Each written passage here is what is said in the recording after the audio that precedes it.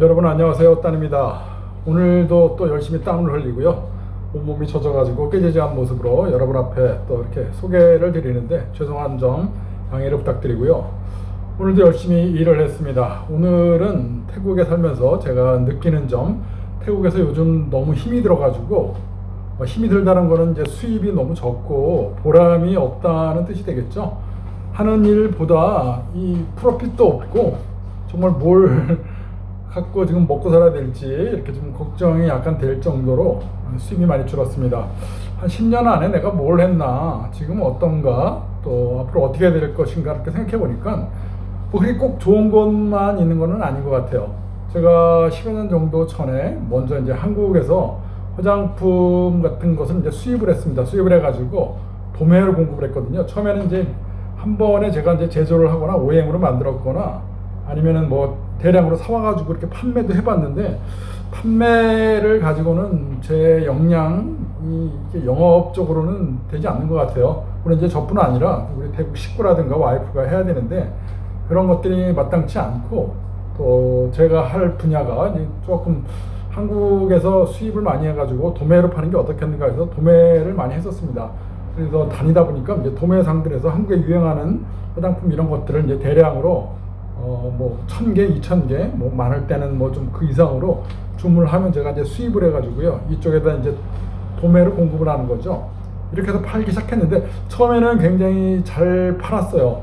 제가 이제 한국 가가지고 열심히 이제 공장을 뚫고 저렴한 가격으로 사오거나 이렇게 도매를 다니면서 한국에서 저렴한 가격 대비 태국에 와가지고 도매로 파니까 마진이 괜찮았습니다. 그래서 잘 나갔는데 하다 보니까 경쟁이 생기는 거예요. 많은 한국 분들이 저처럼 또 이제 한국에서 이제 수입을 하는 이 대행을 하는 업체들도 많아졌고요. 또 이 글로벌 시대가 되면서 태국 사람이 한국을 많이 가면서요, 태국에 있던 태국 사람이 한국에서 가이드를 하는 사람들조차도 한국에서 화장품을 수입하는 이런 역할들을 많이 합니다. 그러니까 커미션을 받고 소개를 해주고 개당 얼마씩을 먹는 이런 구조가 생기기도 했고, 태국 사람들이 적극적으로 한국에서 수입을 하는 이게 다변화가 되면서요, 또 제 영상 탓은 물론 아닙니다만 저 같은 경우를 많이 보고 태국에 진출하신 한때 커플이라든가 태국 분들이 한국에서 수입을 해서 태국에 도매를 하는 이런 것들이 많아졌어요. 그러다 보니까 어떤 현상이 생기냐면은 이제 제살깎기입니다. 누가 더 싸게 공급하느냐. 한국에서 물론 이제 도매를 공급하기 위해서 물건을 잡으려면은 주는 가격이 동일하기 때문에 뭐 동일하지 않을 수도 있죠. 자기가 친척이라든가 거래선이 있으면 더 싸게 사올 수는 있겠지만, 그게 이제 너무 품목들이 다양하니까요, 사오는 것들이 이제 비슷하다고 치면은 얼마나 싸게 주느냐, 누구보다 1바트 1원이라도 싸게 줘야 태국 이제 도매상들이 삽니다.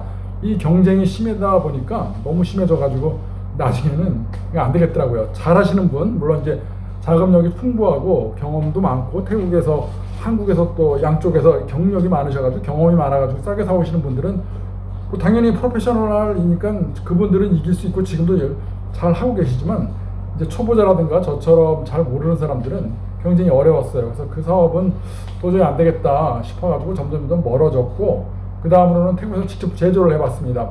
한국에서 나오는 제품들을 갖고 타겟을 해가지고 그 모델로 소개를 하고 태국 사람들이 그 제품을 써보고 샘플로 써보고 이게 좋다, 또는 뭐 일본 거라든가 유럽 거라든가요, 좋은 화장품을 써보고 나 이걸 만들고 싶다 그러면은 그걸 만들어주는 또 제조업을 또 해봤습니다. 하니까 이것도 또 됩니다.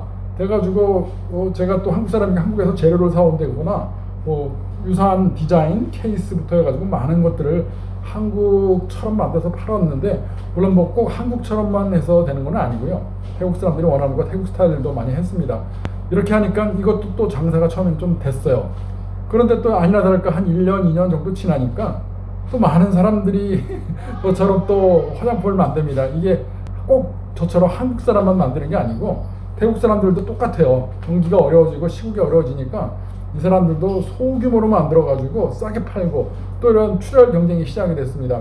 점점 누가 더 싸게 파느냐 이런 경쟁이 게임이 돼가면서요, 또 화장품에 대한 규제 이런 것들이 생각외로 조금 이렇게 까다롭지 않은 부분도 있어요. 물론 법령이라든가 법규가 까다롭지 않다는 게 아니라 전부 다 이제 법에 의해서 만들어지고 장소도 만들어야 되는데, 태국에 보면은 그냥 집에서 허가도 없이요, 그러니까 식약청에 큰 허가 없이 집에서 간단하게 만들어가지고 100개, 뭐 50개 이렇게 납품을 하거나 싸게 만들어가지고 싸게 주는 거. 이게 이제 페이스북이라든가 라인에다 홍보를 해가지고 그렇게 저렴하게 파는 겁니다. 그러니 사람들이 와가지고 무조건 싸게 저렴하게 주는 것만 찾아가지고요. 그런 사람들 때문에 이 출혈 경쟁이 너무 심해졌어요. 그래서 우리 같이 규모를 갖고 외국에서 온 사람들 이러면은 어느 정도의 가격은 좀 유지가 돼줘야 되는데 이게 유지가 되려고 그러면은 경쟁이 안 됩니다. 태국 사람들은 너무 싸게 만들다 보니까 이래서 역시 또 힘들고요. 물론 또 그 중에는 정말 프로페셔널한 한국에서 오신 분들이라든가 태국 사람들은 또 전문이잖아요. 큰 공장을 갖고 있거나 노하우가 워낙 다양하고 또 아는 커넥션이 많아가지고 당연히 잘 파시는 분도 있어요. 그런 분들은 언제 어디서나 뭐 경쟁자들을 이기고 이 잘 자란 이런 어떤 뭐 이런 사람들을 다 누르고 언제든지 이기는 것 같아요. 그런 경우가 아니라 그러면은 너무 힘들어가지고 역시나 점점 좀 멀어지게 됩니다. 자, 그래서 하다 보니까 또 어느 날 시국이 안 좋은 시국이 생겼어요. 코로나 때문에 경기가 많이 죽고 뭐 그때는 뭐 무슨 모든 분야가 다 죽었잖아요. 경영이 굉장히 폭 떨어져가지고 아무것도 안 돼가지고 정말 태국에서 이렇게 살아야겠는가, 한국 가가지고 뭘 할 게 없겠는가 찾아봤는데 한국이나 태국이나 뭐 세계 어디 할 것 없이 다 힘들었어요. 그래서 이렇게는 안 되겠다. 뭔가 좀 아이템을 찾아보자 해가지고 그때 찾았던 게 이제 알코올이었습니다. 알코올 젤 이런 것들이 품기잖아요. 처음에 코로나가 유행할 때 소독 약품이라든가 알코올이 없어가지고 굉장히 난리를 쳤었는데 그때 그 흐름을 읽고 저희들이 빨리 알코올을 확보를 했습니다. 대량의 알코올을 확보를 해가지고 알코올 젤도 만들고 여러 가지 관련 사업을 했어요. 그때 중국이라든가 베트남에서 또 마스크 생산들이 유행했잖아요. 저희들도 마스크를 빨리 잡아가지고 팔고 싶었는데 마스크까지는 저희들이 할 방법이 없어요.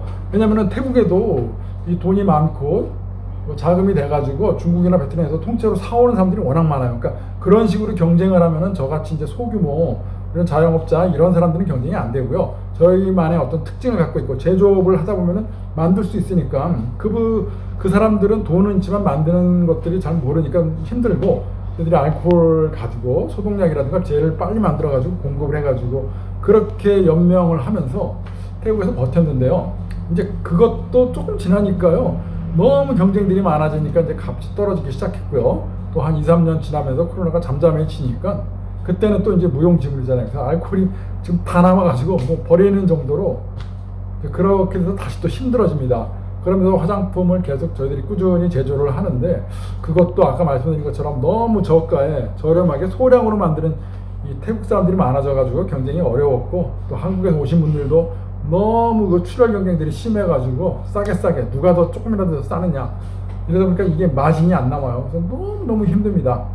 자, 그러다가 저희들이 지금 요즘에 어떤 일을 또 했냐면은 인쇄업을 하면서 뭔가 이제 케이징을 갖고 거기다가 뭔가 이쁘게 만들어가지고 사람들한테 공급을 하면은 남들보다 이제 튀니까 이런 경쟁력이 있겠다 싶어가지고요. 저희들이 케이스를 사오고 사람들한테 이제 홍보를 해가지고 어떤 립스틱이라든가 뭔가를 만들고 싶은 분들한테 이 케이스를 공급을 합니다. 그러니까 만드는 사람들은 업자들은 굉장히 OEM 사업들은 많아졌어요. 그러니까 한국에서 오신 분들이 아니라 태국에서부터 워낙 이게 넓게 많이들 만듭니다. OEM을 많이 하니까 그 사람들한테 이제 공급을 하기 시작했죠. 근데 이제 케이스 사업은 돈 자금도 좀 필요해요. 사올 때 이제 중국에서 저희들이 주로 수입을 합니다. 태국에서는 케이스를 글쎄요 만드는지 못 만드는지 모르겠는데 아마 만들어도 단가에서 맞지 않을 거예요. 중국에서 사오면 워낙 저렴하기 때문에 중국에서 사올 때 뭐 10,000개, 20,000개 사와야 되는데 한번 살 때 돈이 그래도 몇십만 원씩 필요합니다. 큰 돈이 필요하니까 이 작은 영세업자 개인들은 이쪽 분야를 이렇게 쉽게 도전할 수는 없죠. 그리고 또 영어라든가 이 글로벌화가 무역이 돼야 되니까 이게 또 어느 정도 한계가 있어가지고요. 괜찮게 좀 그 일로 되는가 싶었어요. 그래서 그걸 수입을 해가지고 인쇄도 저희들이 직접 해서 이쁘게 팔았는데 이것도 또 시간이 지나니까요. 사람들이 보고 또 그대로 따라해가지고 케이스를 수입해오는 사람들이 또 늘어나는 거예요. 정말 뭐 하나 하면은 따라오는 사람들이 많고요. 요거 하나 잘 되면은 득달같이 달려듭니다. 그래가지고 너무 막 붙어서 대살격식으로 출혈 경쟁, 치킨 게임이죠. 너무나 할 거 없이 누구나 할 거 없이 그냥 돈을 다 싸게 1원이라도 싸게 해가지고 파는 거예요. 이렇게 해가지고는 또 경쟁이 안 되겠다 싶어서요. 저희들이 이번에는 그 디자인 캐릭터 같은 것들을 저희 와이프가 이제 디자이너였으니까요. 그래픽을 그려가지고 요걸 그 케이스에다 넣으면서 이제 제안을 합니다. 그러면 이제 큰 대규모 공장에서 뭐 키체인이라든가 요걸 만드는데 디자인들이 예쁘고 잘 만들어주면은 요걸로 한번 해볼까 해가지고 선택을 하는 경우들이 있어요. 그렇게 해서 저희들이 오더를 받아가지고 그 제품을 옛날 같으면은 그 케이스를 수입을 해가지고 태국에서 이제 중국에서 온 케이스를 가지고 저희들이 인쇄를 하거나 저희들이 못하는 뭐 스티커를 붙인다거나 레이저 인쇄를 해서 뭐 특수한 인쇄라든가 이런 것들은 태국의 공장들한테 맡겼는데 지금은 또 그게 안 돼요.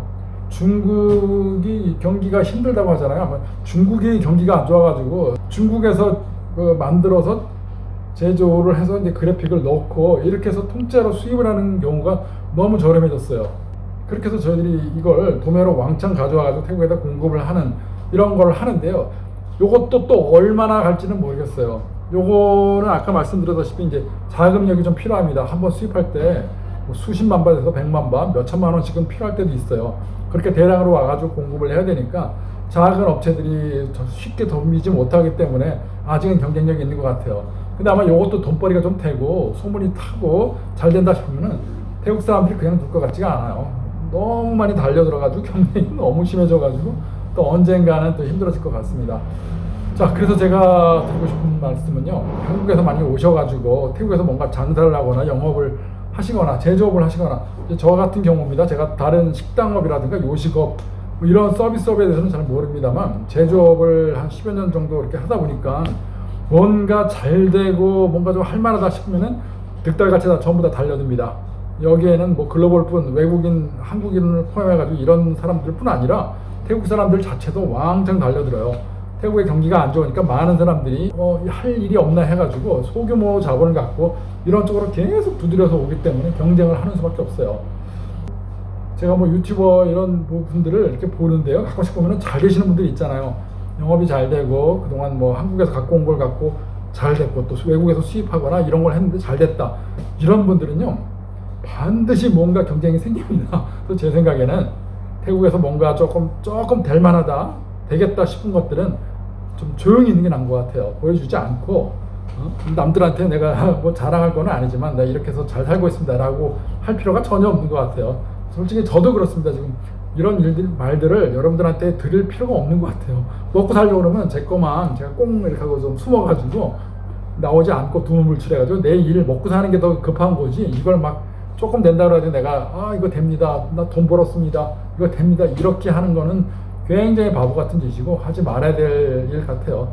물론 뭐 저는 그렇게 성공을 하거나 아직까지 크게 팔거나 이런 걸 못 해가지고 그렇게 할 자격도 안 되지만요, 만약에 여러분들 뭐 태국에서 뭔가 하시는 분들, 하실 분들, 조금이라도 뭔가 가능성이 있고 잘 된다 싶은 분들은 가급적이면은 이 비밀 유지를 하시고 공개를 안 하시는 게 오래오래 하는 경쟁을 하는 이기는 이런 방법이에요. 세상에는 경쟁자들이 너무 많고요. 태국에는 득달같이 덤벼들어가지고 한국 사람이 잘 되면요, 태국 사람들이 반드시 그걸 또 노려가지고 뺏어가고 싸게 또 이렇게 자기네들이 담합을 해가지고 이겨내서 우리 같은 사람들이 견디기가 쉽지가 않습니다. 저도 이제 와이프라든가 직원들 태국 사람들이기 때문에 겨우겨우 어떻게 뭐 밥은 먹고 사는데 이 성공을 한다는 게 너무 어려운 것 같아요. 화면에 보셨다시피 이런 케이스들 이런 것들도 한 개 겨우 몇 번 남습니다. 뭐 옛날 같으면 막 10번, 20번씩 남아가지고 만 개만 해도 한 번 팔면 10만 번, 20만 번 이렇게 벌 때가 있었는데 지금 화면에 막 3만 개, 5만 개거든요. 저거 팔아봐야 뭐 하나에 뭐 1박, 2박, 3박, 2박도 뭐 쉽지 않습니다. 그렇게 제살깎기로 피를 경쟁을 해야 조금 남거든요. 2박 해봐야 저 사온 금액이 몇 천만 원어치인데 겨우 남는 거는 뭐 5%, 10%도 안 남아요. 이러니 이렇게 힘든 세상이 돼가지고 먹고 살려고 하면 이런 방법이라도 좀 찾아야 될 것 같아요.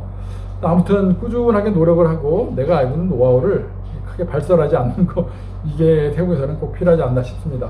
자, 오늘 두서없이 또 주절주절 한번 이야기를 해봤는데 혹시라도 태국에 진출하실 분들 뭔가 하셔가지고 이렇게 좀 가능성이 있다 하는 분들은요, 제 이야기 한번 들어보시고 저같이 이제 작은 교민이 성공하지는 못했지만 그래도 겨우겨우 먹고 사는 사람은 이렇게 하는 게 좋겠다라는 의견을 한번 귀담아 주셨으면 좋겠습니다. 자, 시청해 주셔서 감사합니다. 고맙습니다.